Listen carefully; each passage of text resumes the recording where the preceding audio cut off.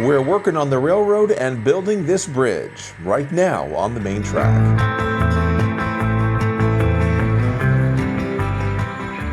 Well, hey friends, welcome back to the main track.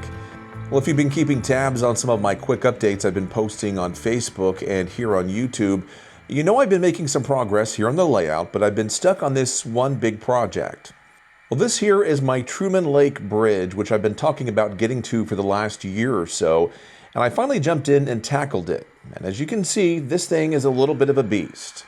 Well, I'll apologize ahead of time because right now, as you can see, some things are a little roughed in here on the scene, but I wanted to give you this look at what's happening for this spot on the layout.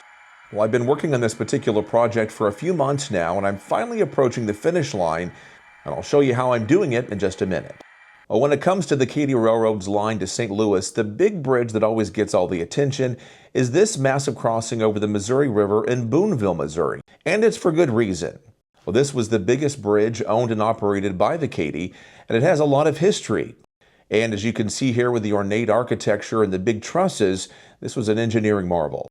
Well, the second longest bridge on this route was the span over the Harry S. Truman Reservoir just outside of Clinton, Missouri. Now, it's still in operation by the Missouri and Northern Arkansas Railroad. I know I've shown this clip a few times before, so my apologies for a repeat here. I need to get back out there and get some updated video. Well, the Truman Lake Bridge kind of existed in the background. It's hard to get to, so it's certainly out of sight. And from an architectural standpoint, it's pretty plain Jane and only about half as long as the Boonville Bridge. And it doesn't really have much of a storied history. It only opened in 1977, so it was only operated under the MKT banner for the railroad's final 11 or 12 years of existence. So during the year that I'm modeling, 1987, this bridge would have been still relatively new.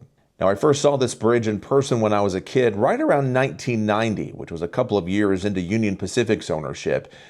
And even back then, I thought this would be a really cool bridge to model. So it only took me about 36 years, but here we finally are.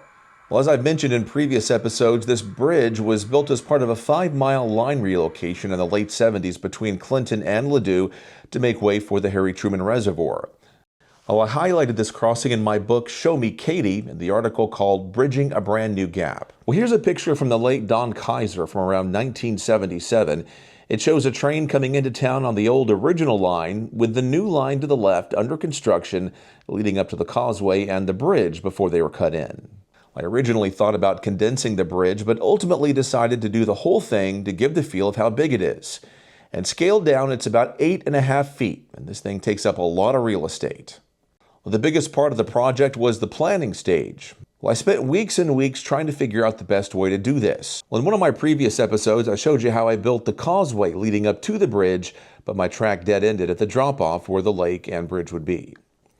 And when it came to the measurements, I was able to use information that I collected from the prototype structure over the years. Well, I also had access to some copies from the original blueprint saved by the late local rail fan, Don Kaiser, and we featured several of his excellent photos in Show Me Katy.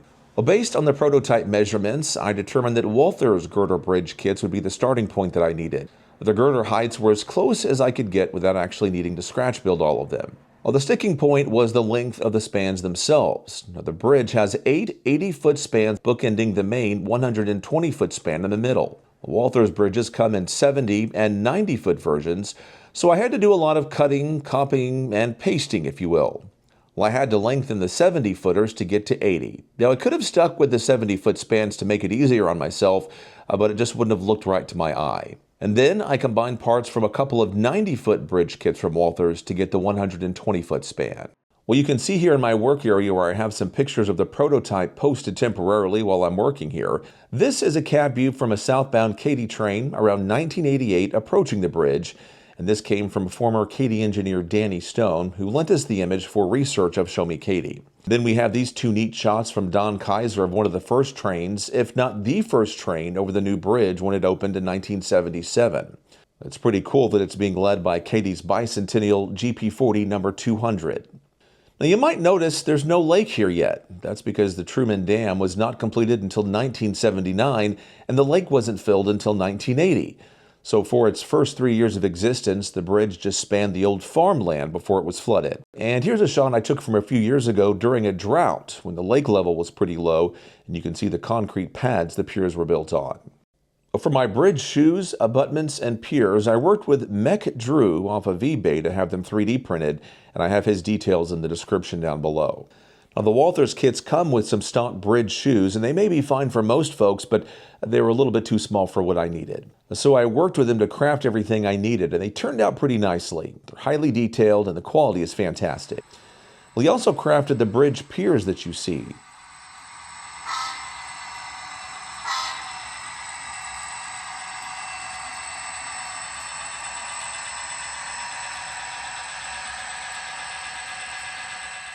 Well, they're not secured in place just yet, and I'll do that after painting and weathering them. You may have noticed the temporary shims that I have in place underneath the piers. Well, that's due to some tiny uneven spots I have on this little section of the layout.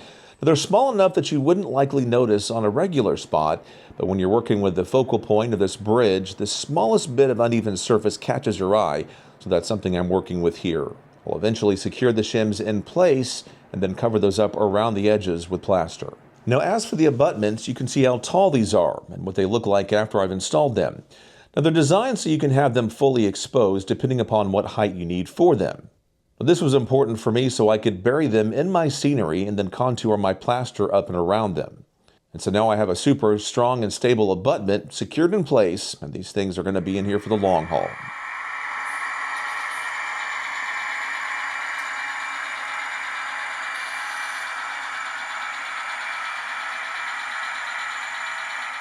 Well, I'd also worked with a company called Digital Reflections on some piers for other projects for my waterway crossings that you'll see in the future. Before the track, I took two routes here. For the 80-foot spans, I used Walthers Code 83 bridge track sections, and it's close enough to the width I needed and has the guardrails built in, so that worked nicely. And for the big center span, I needed wider bridge ties, so I used some old leftover bridge decking from a Central Valley girder kit that I bought when I was testing things out in the beginning. Now, this does not come with the rails pre-installed, so for that I had to lay the track and guardrails by hand and then fasten it to the deck.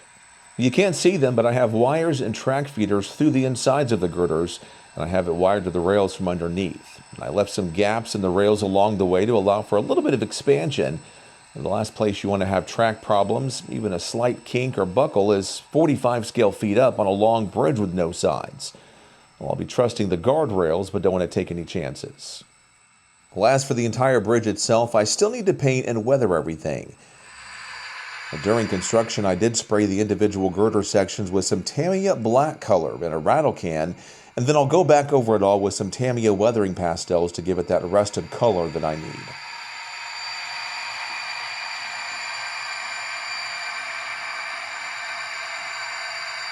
But as long as this thing is, I'll need to take this entire thing outside to do that. Right now in Missouri, it's cold, and the paint's not going to work very well in those conditions. So I'll have to wait for things to warm up so I can get this outside and give the girders another coat and then do the deck and the rails. My next big step is all of the scenery. You can see I have the basic form done, but plenty more to go. The water is going to be a big challenge in itself. I have the marks here showing the bounds of where the lake and the shoreline will be, just about 8 feet wide. It's going to be a pretty big pour and a lot more than any of the small creeks I've done on previous layouts in the past. So for now, things are going to look kind of like they did back in 1977 with no water under the bridge. Well, I plan on experimenting with different water products and techniques in the coming weeks before tackling the entire reservoir. Well, my question is, what about you and your water? And what techniques have you used for your lakes and rivers on your own layout? Well, let me know what worked and what didn't for you. Leave your comments down below, and I'll look forward to hearing about your recipes and tricks to getting it done just right. And I'm looking forward to what comes next here on my MKT Sedalia Subdivision layout. Well, thanks so much for tuning in, guys. And until next time here on the main track, all aboard and all the best.